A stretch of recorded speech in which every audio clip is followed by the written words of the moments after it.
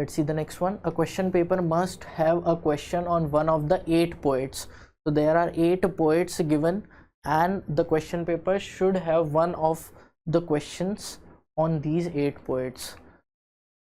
The first 4 belongs to the medieval, so these are belonging to the medieval period, while the rest are considered as modern poets. So these are considered as modern poets. This is given to us. Generally modern poets figure in the question paper in alternate years. So this are asked in alternate years, alternately पूछा जा रहा है. Generally those who like H also like G, and those who like F like E also.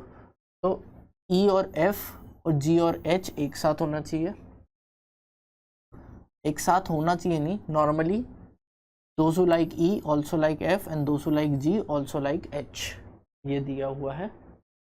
Paper setter does not like to ask about F as he has written a book on F, but he likes F. So he likes F. What we have information about paper setter is he is liking F, but he is not asking a question on F. So he likes F, that means he likes E also, क्योंकि यहाँ दिया हुआ था those who like F like E also. ठीक है. Last year the paper contained a question on A. That means last year there was a question on A that was a medieval period poet.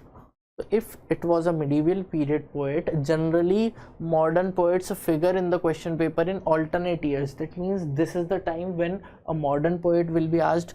Now a modern poet that is asked, if this particular paper setter is liking F, that means he is liking E.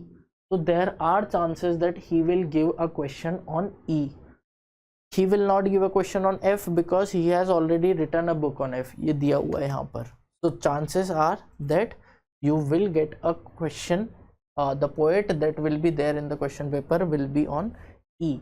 तो इसका answer हो गया option number B, that is E. Let's see the next.